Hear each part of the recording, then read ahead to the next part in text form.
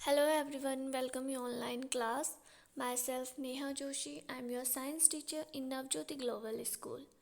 Hope you all are fit and fine at home. तो बच्चों आज हम क्लास 7th की साइंस का चैप्टर नंबर 12 पढ़ने जा रहे हैं, जिस चैप्टर का नाम है हमारा रिप्रोडक्शन इन प्लांट्स। रिप्रोडक्शन का मतलब होता है जनन, किसमें? पौधों में। ठीक है, तो हम इस चैप्टर में पौधों में, प्लांट्स में, पेड़ पौधों में जनन कैसे होता है, रिप्रोडक्शन कैसे होता है। तो रिप्रोडक्शन मतलब जो हमारे पेड़ पौधे हैं वो एक नया पेड़ पौधा, नया जीव किस प्रकार पैदा करते हैं। To produce its kind is a characteristics of all living organisms. You have already learned this in class 6. The production of new individual from their parents is known as reproduction. But how do plants reproduce? There are different modes of reproduction in plant. We shall learn in this chapter.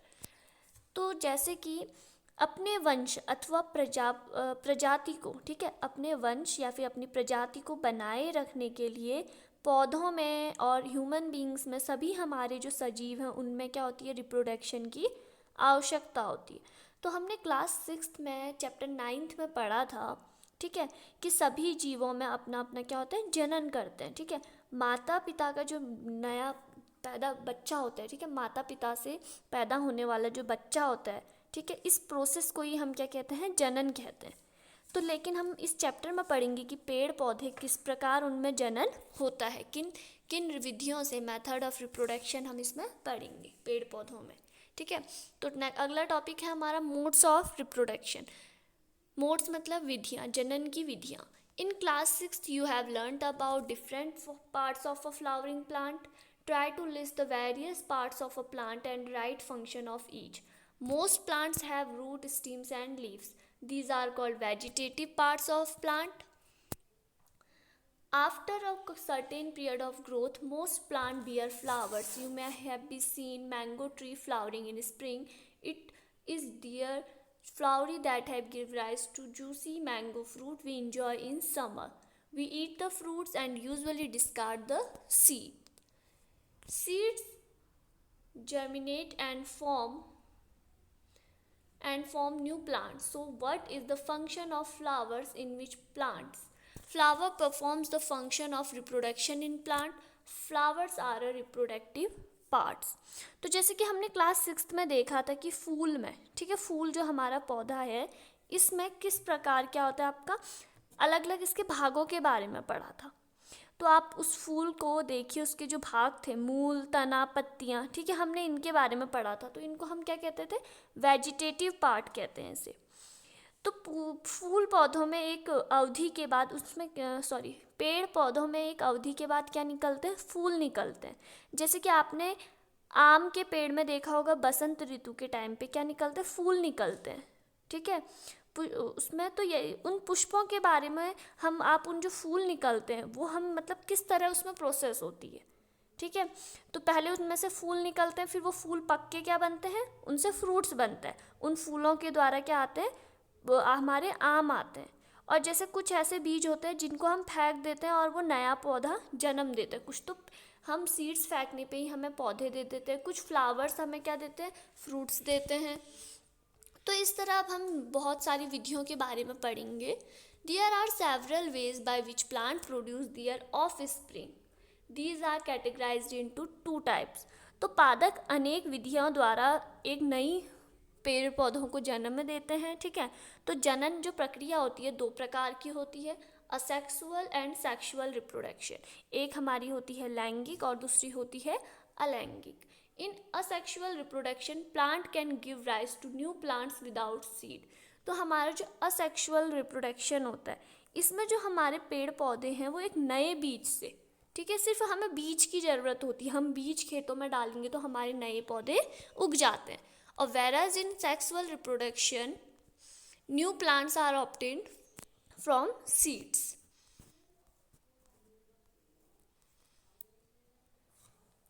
तो लैंगिक में हमें नए पादप किससे प्राप्त होते हैं? बीज से प्राप्त होते हैं। और जबकि अलैंगिक में पादप बिना बीजों के नए पादप को उत्पन्न कर सकते हैं। असेक्सुअल में हमारे क्या होते हैं? जो हमारे जीव होते हैं वो नए पेड़ पौधों को बिना बीज के जन्म दे सकते हैं, पर सेक्सुअल में बीज की आवश्यकता होती है। सेक्सुअल में हमें सीड की आवश्यकता होती है, असेक्सुअल में नहीं होती है। तो नेक्स्ट है हमारा टॉपिक वेजिटेटिव प्रोपोगेशन। इससे पहले है आपका asexual reproduction. In asexual reproduction new plants are obtained without production of seed. जो हमारा अलैंगिक जनन है, इसमें हमें नए पादप बिना बीज के उपयोग के ही बन जाते हैं, हमें सीड्स की आवश्यकता नहीं होती है। अब वेजिटेटिव प्रोपोगेशन क्या होता है? ठीक है, वेजिटेटिव को हम कायिक प्रवर्धन, प्रोपोगेशन प्रवर्धन, ठीक। तो vegetative it is a type of asexual reproduction in which plants are produced from root, stem, leaves and bud. Since reproduction is through the vegetative parts of the plant, it is known as vegetative propagation. Vegetative propagation एक तरह का asexual reproduction है, जिसमें जो हमारा पेड़ है, पेड़ों की जड़ से या फिर पेड़ों की पत्तियों से या फिर पेड़ों की रूट से नई बडिंग होती है।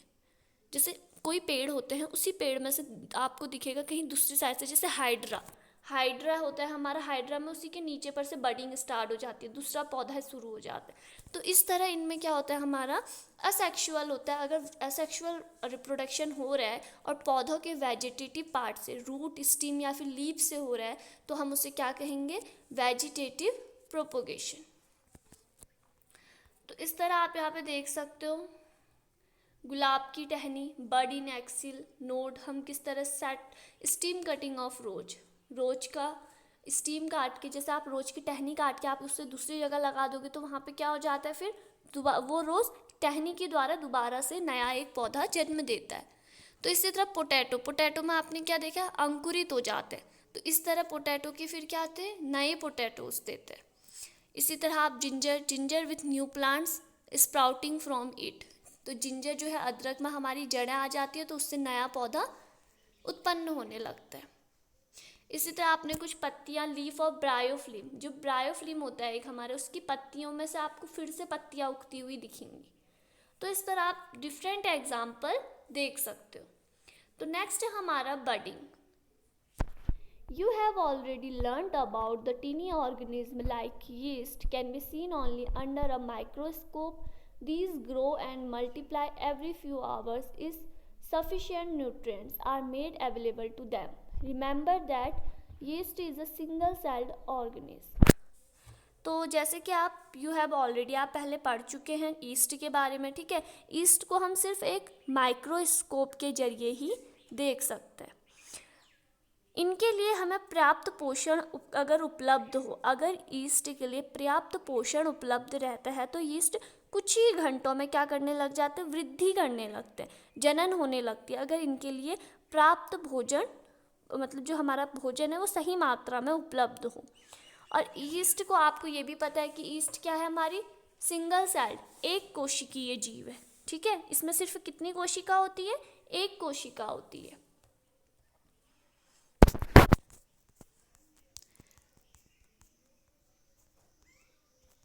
तो ये देख सकते हैं आप, reproduction in yeast by budding.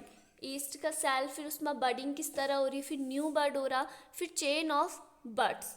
The small bulb like projection coming out from the yeast cell is called bud. Yeast कोशिका से बाहर निकलने वाले छोटे बल्ब जो हमें दिख रहे हैं, इनको हम क्या कहते हैं, बड, प्रवर्ध। ये बल्ब के रूप में आपको जो छोटे छोटे दिख रहे हैं ऊपर पे, ठीक है।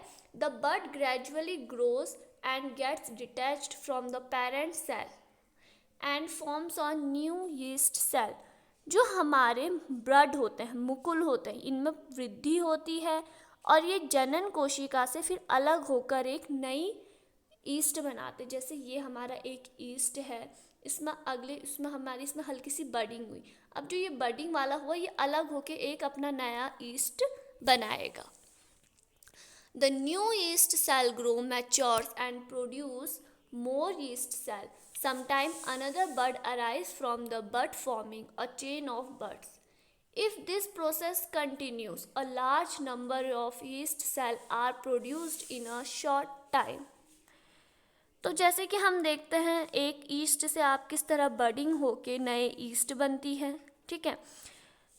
तो फिर एक जो नई ईस्ट बनती है, तो कभी कभी एक ही ईस्ट में हमारे बहुत सारे बडिंग आ जाती, जैसे एक ईस्ट है, इसी में आपकी बहुत सारी बडिंग हो रही है, ठीक है।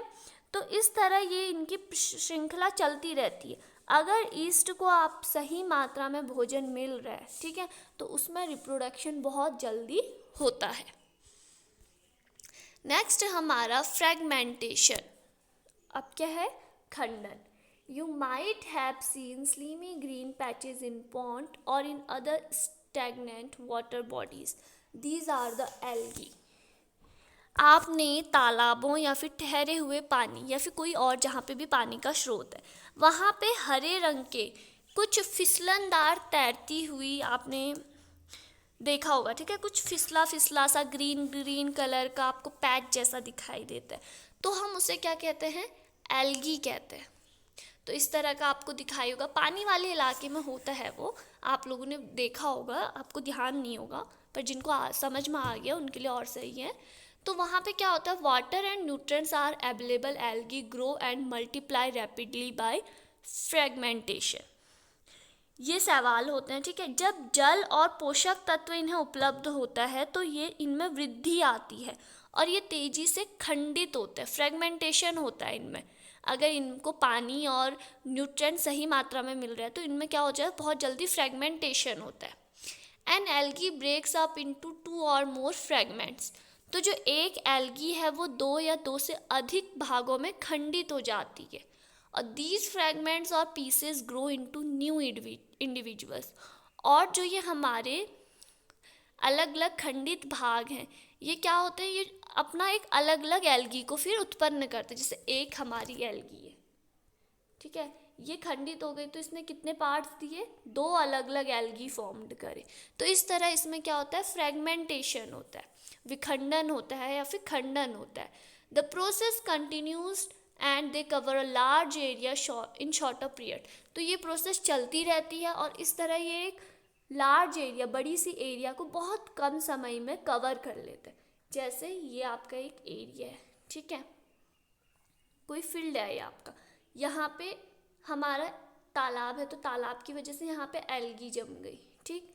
तो यहाँ पे पूरा मतलब हमारा नीचे का सरफेस है, ये पूरा पानी वाला एरिया है, ठीक है, पानी पानी, यहाँ हमेशा पानी पानी रहता है। तो यहाँ पे एल्गी है हमारी, तो ये एल्गी खंडित हुई, इसने 2 एल्गी बनाए, ठीक है। अब ये दोनों फिर से खंडित हुई, इसने भी 2 बनाए और इस एल्गी ने भी 2 एल्गी दिए। अब कितने हो गए? 4। अब ये चारों फिर से खंडित हुए, इन 4 से कितने मिले? 8, 1 2 3 4 5 6 7 8। अब ये 8 फिर से खंडित होंगे तो कितने मिलेंगे? 16। फिर ये 16 खंडित होंगे, तो इस तरह क्या हो रहा है? ये पूरे एरिया इन्होंने कवर कर दी। तो आप देख सकते हैं कितनी जल्दी इन्होंने ये पूरी एरिया कवर कर दी। तो आप देख सकते हो फ्रेगमेंटेशन इन स्पोरगेरा एंड एल्गी। जो हमारा स्पाइरोगाइरा होता है, ठीक है, ये क्या है? एल्गी है, तो आप देख सकते हैं। नेक्स्ट है हमारा स्पोर फॉर्मेशन। स्पोर मतलब बीजाणु, फॉर्मेशन मतलब निर्माण। In chapter first you learned that the fungi on a bread piece grow from spores which are present in the air. हमने चैप्टर फर्स्ट में पढ़ा था, ठीक है, जो डबल रोटी होती है या हमारा जो ब्रेड पीस होता है उसमें किस तरह हमारा जो फंगिस होता है, फंगस, ठीक है, जो वायु में उपस्थित हमारे बीजाणु होते हैं उनसे हमारी किस तरह फंगस हमारी डबल रोटी के सरफेस में उग जाते हैं। रिपीट एक्टिविटी, तो एक एक्टिविटी हमें रिपीट करनी है। 1.2 observe the spores in the cotton like a mesh on the bread, when spores are released they keep floating. Double रोटी पर रुई के जाल में हमें बीजाणु को देखने हैं, ठीक है। तो हम जब बीजाणु उसमें से निर्मुक्त होते हैं तो वो आपको वायु में तैरते हुए दिखाई देते हैं, क्योंकि जो हमारे बीजाणु हैं वो बहुत ही हल्के होते हैं।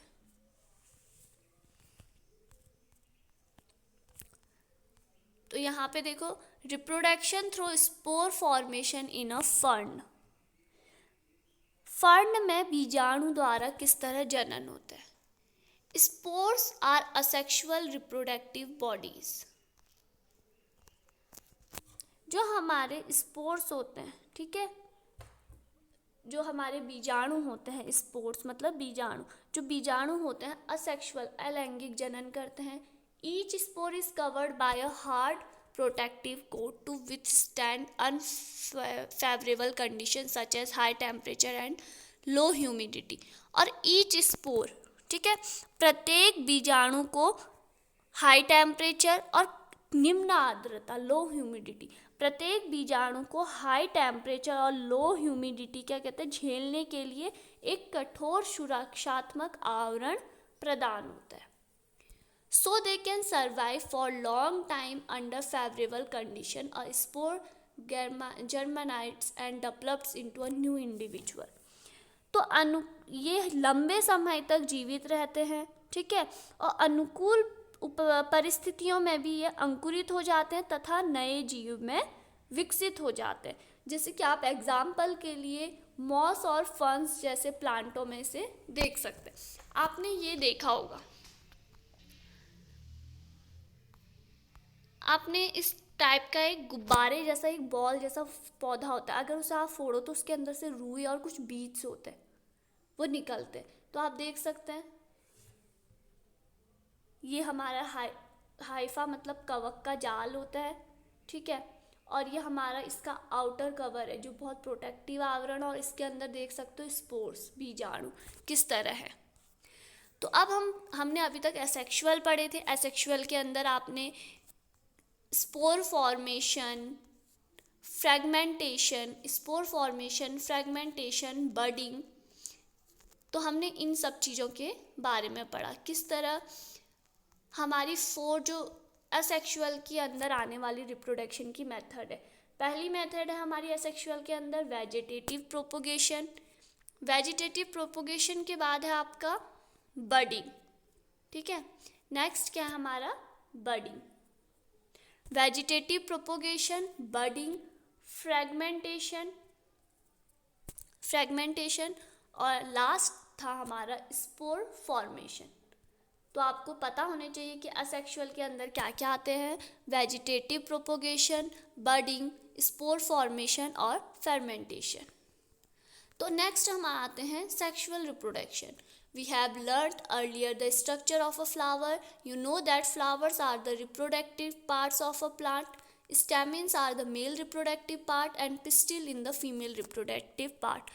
तो इससे पहले हम सेक्सुअल रिप्रोडक्शन प्लांट्स में पढ़ चुके हैं, हमने थोड़ा बहुत उसके बारे में बेसिक पढ़ा है कि फ्लावर्स में जो हमारा प्लांट है, पौधों में जो हमारा रिप्रोडक्टिव पार्ट होता है वो क्या होता है, फ्लावर, फूल, ठीक है। और जो फूल होता है, फूल जो हमारा मेल प्लांट होता है, मेल प्लांट में हमारा वो फूल, हम उसे इस फूल के अंदर जो पार्ट होता है उसे स्टेमिन्स कहते हैं, और फीमेल में जो होता है हम उसे क्या कहते हैं, पिस्टिल कहते हैं। मेल के लिए स्टेमिन्स और फीमेल के लिए पिस्टिल।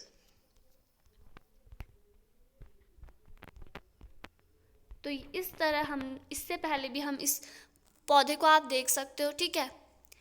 हमने इससे पहले भी हम इसके बारे में ovary, ovule, stigma, filament, and in सब चीज़ों के बारे में इसमें पढ़ चुके हैं। तो किस तरह इसमें हम फीमेल जैमेट, मेल जैमेट, एग किस तरह हमारा फॉर्म्ड होता था ओव्यूल में, ठीक है। इन सेक्सुअल रिप्रोडक्शन जो हमारा मेल एंड फीमेल गैमेट था fuse to form a zygote. ये क्या फॉर्म करते थे, जाइगोट फॉर्म करते थे। जो हमारा सेक्सुअल रिप्रोडक्शन लैंगिक जनन में नर और जो मादा पेड़ पौधे युग्मक, ये दोनों मिलकर एक जाइगोट का युग्मन बनाते थे। तो देखो आप यहाँ पे self pollination, cross pollination A B, और यहाँ पे आपको पिस्टिल, जो हमारा पिस्टिल किस में होता है, फीमेल पौधे में, फीमेल प्लांट में। तो फीमेल प्लांट के अंदर का आपको रिप्रोडक्टिव पार्ट दिखाया है ए और बी। देखो ए में आपको क्या दिखाया है, स्टैमिन। ए में हमें मेल का रिप्रोडक्टिव पार्ट दिखाया है जिसके अंदर आपका क्या, एंदर और फिलामेंट। और फीमेल रिप्रोडक्टिव में आपका क्या है, pistil, ovary, ovule, style, stigma. इधर है हमारा पोलिनेशन। अब हम पोलिनेशन के बारे में पढ़ते हैं। पोलिनेशन होता क्या है, generally pollen grains have a tough protective coat which prevents them from drying up. Since pollen grains are light, they can be carried by wind, water. Pollen मतलब होता है हमारा परागण, ठीक है, परागण जो हमारे पराग कण होते हैं, ये इनका दृढ़ और कठोर आवरण होता है। जो हमारे पराग कण होते हैं उनका कठोर, पोलन ग्रेन्स जो हमारे पराग कण होते हैं हैव अ टफ, कठोर और प्रोटेक्टिव, सुरक्षात्मक आवरण होता है। Which prevents them from drawing up, जो इन्हें सूखने से, ड्राइंग अप मतलब सूखने से, जो इन्हें सूखने से बचाता है। Since pollen grains are light, they can be carried by wind और वाटर। तो इसका मतलब है कि हमारे जो पोलन ग्रेन होते हैं बहुत हल्के होते हैं, परागकण, और इन्हें हम वायु और पानी के द्वारा बाहर ले जा सकते हैं। Insect visit flowers and carry away pollen on their bodies. जो कीट होते हैं फूलों में बैठते हैं और उनमें क्या होता है, अपने साथ वो परागकण को, फूलों की बॉडी से वो फूलों में बैठेंगे तो परागकण उनमें चिपक जाते हैं, हल्के होते हैं, तो वो उनकी सहायता से ट्रांसपोर्ट करते हैं, परिवहन करते हैं। Some of the pollen lands on the stigma of a flower of the same kind. The transfer of pollen from another to the stigma of a flower is called pollination. तो जैसे कि मैंने अभी आपको बताया कि कुछ कीट या इंसेक्ट अगर पौधों में बैठते हैं तो उन पे क्या आ जाते हैं, वो पॉलीगन चिपक जाते हैं। तो जो हमारे पॉलीगन है, ठीक है, पोलन ग्रेन्स है, परागकण है, का पराग कोश से पुष्प के वर्तिकाग्र तक, ठीक है, पराग कोश से the transfer of pollen from anther to stigma of a flower. जो हमारा पोलन ग्रेन्स है उनका फ्लावर्स की स्टिग्मा पे, दूसरे फ्लावर्स की स्टिग्मा पे ट्रांसफ़र होना हमारा क्या कहलाता है, पोलिनेशन कहलाता है। If the pollen lands on the stigma of the same flower और another flower of the same plant, it is called self pollination. अगर हमारे जो परागकण हैं वो सेम पौधे, ठीक है, एक ही फ्लावर के हैं, और जो हमारा, और या फिर दूसरे फ्लावर के, जब हमारा जो परागकण है उसी फ्लावर में जाते हैं, अगर परागकण हमारा उसी फ्लावर में गिर रहे हैं तो हम उसे क्या कहते हैं, सेल्फ पॉलिनेशन, स्वपरागण, ठीक है। अगर हमारा परागकण दूसरे फ्लावर्स में जाके हमारे जैसे कीटों के जरिए, इंसेक्ट जैसे एक फ्लावर में बैठे वहाँ से उन पे पोलन ग्रेन्स चिपक गए, ठीक है, अब वो किसी दूसरे प्लांट पे जिस फ्लावर में बैठे थे सेम उसी नहीं, कोई दूसरे फ्लावर में जा रहे हैं और वहाँ पे बैठ जा रहे हैं, तो वहाँ उसे हम क्या कहेंगे, क्रॉस पॉलिनेशन। सेम में अगर वो उसी पौधे में बैठ रहे हैं, उसी फूल में बैठ रहे हैं तो उसे सेल्फ पॉलिनेशन, अगर वो दूसरे फूल में जा रहे हैं तो उसे हम क्या कहेंगे, क्रॉस पॉलिनेशन, ठीक है। तो आप देख सकते हैं pollen grains, pollen tube, zygote formation, ovum, किस तरह ये सब हो रहा है, ठीक है। नेक्स्ट है हमारा फर्टिलाइजेशन। फर्टिलाइजेशन मतलब निषेचन, ठीक है। यहाँ पे आप देख सकते हैं फर्टिलाइजेशन, जाइगोट फॉर्मेशन, तो ये पोलन ग्रेन्स। फिर इस डायग्राम में आप देख सकते हैं पोलन ग्रेन किस तरह हमारे ओवम में जाके हमारा जाइगोट का फॉर्मेशन कर रहा है। ओवम कहाँ होगा, हमारे फीमेल के पार्ट में। The cell which result after fusion the gametes is called zygote.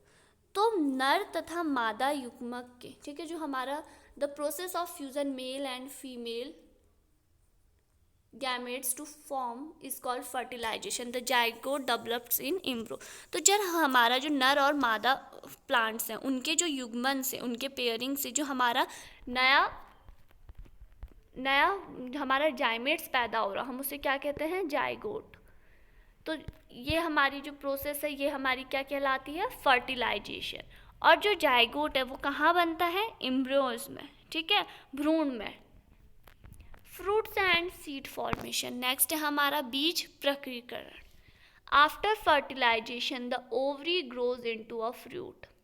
तो फर्टिलाइजेशन के बाद, निषेचन के बाद जो ओवरी है उससे क्या हो जाता है, ग्रो इनटू फ्रूट, उससे एक फ्रूट में वो चेंज हो जाता है, and other parts of the flower fall of. तो निषेचन के पश्चात जो हमारा अंडाशय है, ठीक है, जो ओवरी है वो हमारा क्या बन जाता है, एक फल, फ्रूट के रूप में, फल, जैसे कि आप कह सकते हैं कि एप्पल, एग्जाम्पल एक एप्पल भी है, एप्पल जैसे हमें फल है, आम, ये सब चीज़ें कैसे मिल रही हैं हमें, फर्टिलाइजेशन के बाद, ठीक है। The fruit is the रिपेंड ovary, जो फ्रूट होता है वो एक क्या होता है, पका हुआ परिपक्व अंडाशय, ठीक है। The seed develops from the ovules, the seed contain an embryo enclosed in a protective seed coat, और जो सीड होता है, जो बीज होता है हमारा, वो एक आवरण में, वो जो हमारा फल होता है, फल के अंदर अच्छे से प्रोटेक्ट रहता है। जैसे आप सेब खाते हो, सेब के अंदर से क्या निकलती है, बीज, तो वो बीज हमारा प्रोटेक्ट रहता है। इसी तरह आप हर फ्रूट्स में वो बीज हमारा रहता है और वो प्रोटेक्ट रहता है। Some fruits are fleshy and juicy as mango and orange, some fruits are like hard almonds and walnut, तो कुछ फ्रूट्स बहुत कठोर होते हैं, ठीक है, जैसे कि आलमंड्स और वॉलनट, और कुछ बहुत जूसी होते हैं, मैंगो और ऑरेंज। नेक्स्ट हमारा सीड डिस्पर्सर, तो ये होता है हमारा बीज प्रक्रियकरण। In nature same kind of plants grow at different place, प्रकृति में एक ही प्रकार के पौधे या प्लांट्स अनेक जगह पे पाए जाते हैं। This happens because seed are disperse to different place, ऐसा इसलिए होता है कि जो बीज होते हैं उनका प्रकीर्णन विभिन्न स्थानों तक होता है, डिस्पर्स्ड प्रकीर्णन, जैसे कि इंसेक्ट के जरिए, इंसेक्ट एक जगह से, एक एरिया से दूसरे एरिया में जाएगा, या फिर आप कोई sometimes after a walk through a forest or a field park you may have found seeds of fruit sticking to your clothes, कभी कभार किसी खेत या फिर वन में आप चलने के बाद आपको क्या दिखेगा, आपके वस्त्रों में फलों के बीज चिपके हुए दिखते हैं। तो आपने कभी कोशिश करी ऐसा क्यों होता है? What do you think will happen if all seed of plant were to fall at the same place and grow there? अगर पौधों के बीज एक ही जगह पे गिर जाएंगे तो उससे क्या होगा, ठीक है। There would be severe competition of sunlight, water, minerals and space, तो उससे क्या होगा, अगर सभी बीज हमारे एक ही जगह पे गिर जा रहे तो उससे क्या होगा, उन सभी बीजों के बीच कंपटीशन होगा, सूर्य की, उन सबको क्या चाहिए, सनलाइट चाहिए, वाटर चाहिए, मिनरल्स चाहिए, क्यों चाहिए, अपने फोटोसिंथेसिस प्रोसेस के लिए, अपने लिए भोजन बनाने के लिए, जीवित रहने के लिए। As a result the seed would not grow into healthy plants, तो अगर वो सब ये एक ही जगह पे बीज लग जाएंगे, एक ही जगह पे हमारे सारे पौधे हो जाएंगे, तो क्या चाहिए उनको, अच्छी ग्रोथ के लिए उनको सारी चीज़ें चाहिए, ठीक है, और सारे जो तत्व हैं उनको सही मात्रा में नहीं मिल पाएंगे तो वो एक हेल्दी प्लांट नहीं बन पाएंगे, और उनके बीच बहुत सारे कंपटीशन होने लगेंगे, पानी से रिलेटेड और चीज़ों से related.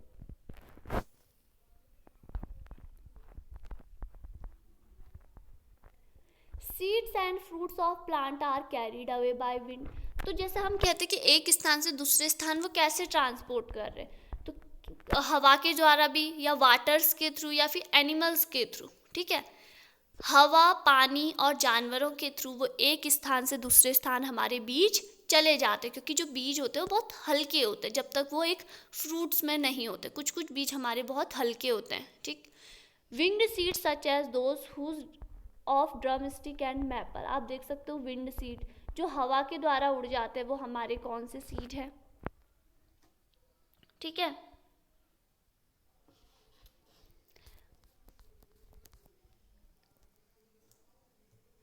Seeds of grasses or hairy seeds of ackh, madar and hairy fruit of sunflower get blown away with the wind to far away places. तो इस तरह जो हमारा सूर्यमुखी है, सनफ्लावर है, या फिर आप आग कह सकते हैं, मदार, इनके भी क्या होता है, हवा के जरिए एक प्लेस से दूसरे प्लेस इनके बीच चले जाते हैं।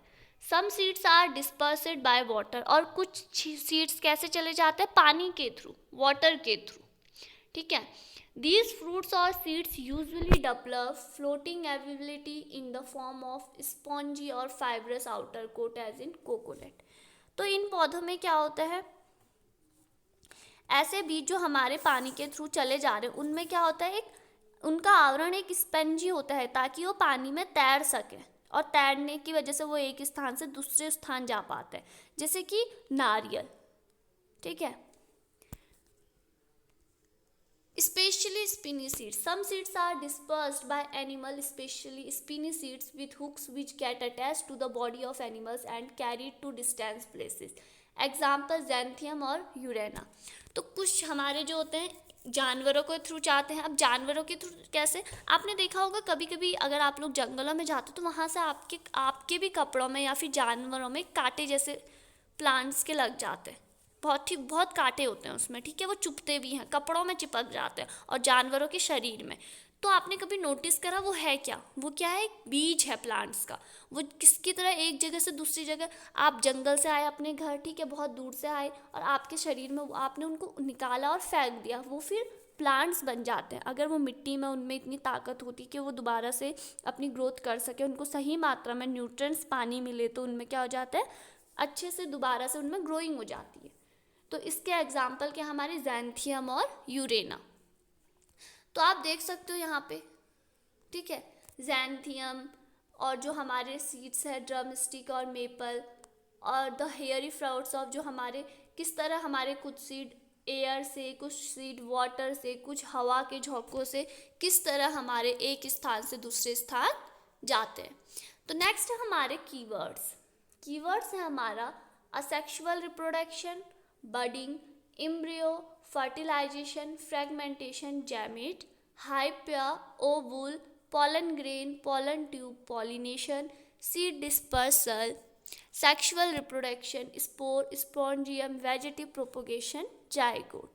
तो इस चैप्टर में हमने क्या पढ़ा, इस चैप्टर में हमने पढ़ा कि प्लांट्स में रिप्रोडक्शन कैसे होता है, कैसे फीमेल और मेल प्लांट मिलकर एक नए प्लांट को पैदा करते हैं या रिप्रोडक्शन करते हैं नए प्लांट का. और प्लांट में रिप्रोडक्शन के 2 टाइप्स होते हैं, असेक्सुअल और सेक्सुअल.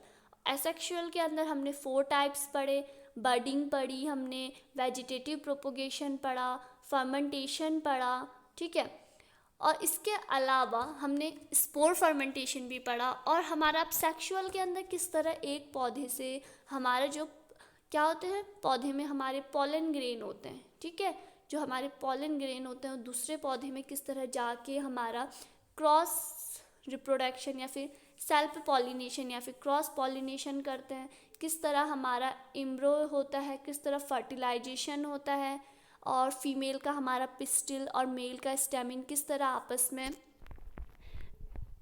पेयर करते हैं, फ्यूज़न करते हैं. तो ये सब चीज़ें हमने इसमें पढ़ी.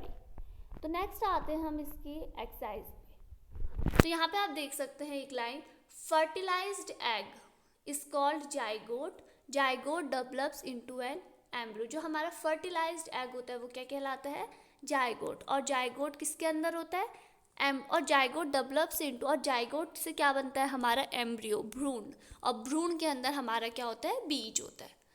तो नेक्स्ट है हमारा, अब इस चैप्टर के एक्सरसाइज में आते हैं. तो पहला है हमारा इसका फिलअप, ठीक है, production of new individual from the vegetative parent is called vegetative propagation. तो इस तरह आपको इनमें बताने, फिलअप हैं, इजी हैं, ये आप कर सकते हैं और यहाँ पर से आप इसके आंसर मैच कर सकते हैं, ठीक है.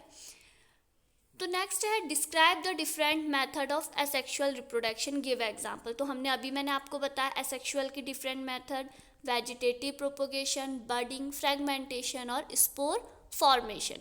तो ये आप यहाँ पे लिखेंगे इसके बारे में और इसके एग्जाम्पल भी आपको दिए गए हैं.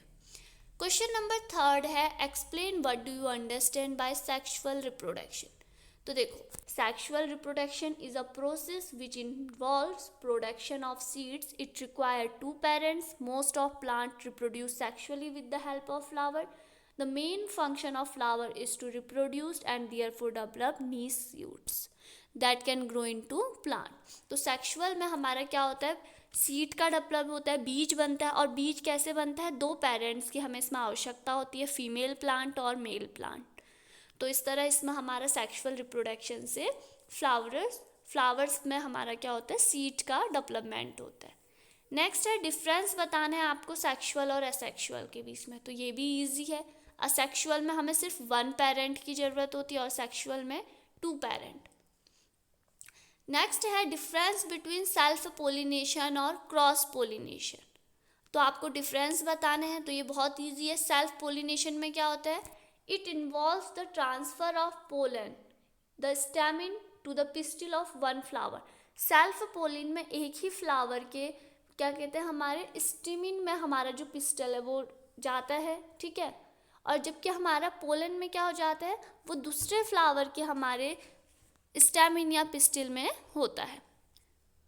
तो हमारा जो सेल्फ है वो सिर्फ it occurs in bisexual flower, जो हमारे बाइसेक्सुअल होते हैं वो फ्लावर्स, ठीक है, वो फ्लावर जिसमें हमारा स्टैमिन भी और पिस्टिल भी होता है, सेल्फ पोलिनेशन उसी में होता है। और क्रॉस पोलिनेशन जो हमारे यूनिसेक्सुअल और बाइसेक्सुअल फ्लावर होते हैं दोनों में होते हैं। अब यूनिसेक्सुअल और बाइसेक्सुअल का मतलब, एक जैसे ये फ्लावर है, ठीक है, इसी में हमारा मेल भी है और फीमेल भी है। और एक और एग्जांपल है, ये फ्लावर है और इसमें सिर्फ हमारा क्या है, मेल है। ये फ्लावर है और इसमें क्या है, हमारा फीमेल है। तो इस तरह इनमें यूनिसेक्सुअल और बाइसेक्सुअल कहते हैं। क्वेश्चन नंबर 6 है, how does the process of fertilisation takes in flowers. तो how does the process of fertilisation, जो हमारी फर्टिलाइजेशन निषेचन की प्रक्रिया वो कैसे होती है। तो आप देख सकते हो पोलन ग्रेन, हमने अभी इसके बारे में पढ़ा, किस तरह पोलिनेशन होता है हमारा, तो इसमें आपका ये सब चीज़ें फर्टिलाइजेशन में आएंगी। क्वेश्चन नंबर 7 है, describe by ways by which seeds are dispersed. हमें वो तरीके बताने हैं जिससे हमारे क्या होता है, बीज डिस्पर्स हो रहे हैं, मतलब बीजों में हमारा परागण हो रहा है, ठीक है। तो आप देख सकते हो एनिमल्स के थ्रू डिस्पर्सल, वाटर्स के थ्रू, एक्सप्लोजन के थ्रू, ठीक है।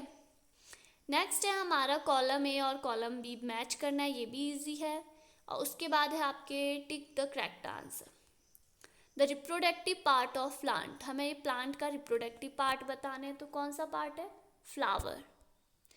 The process of fusion of the male और फीमेल गैमेट्स इज कॉल्ड, जो हमारा मेल और फीमेल गैमेट्स का फ्यूजन का प्रोसेस है ये क्या कहलाता है, fertilisation. Mature ovary forms the, mature ovary क्या बनाती है, सीड या स्टैमिन या पिस्टल या फ्रूट्स। तो आप देख सकते हैं मैच्योर ओवरी हमारी बनाती है fruit. A spore producing plant is, कौन सा है जो स्पोर देता है, पोटैटो। ब्राइफ्यूलियम कैन रिप्रोड्यूस्ड, ब्राइफ्यूलियम के बारे में हमने पढ़ा था, इसमें कहाँ पर से रिप्रोडक्शन होता है, लीव्स में, इसकी जो पत्ती है उसी में से दूसरी पत्ती, उसी में से और पत्तियां निकलने लगती हैं। तो ये थी इसकी एक्सरसाइज।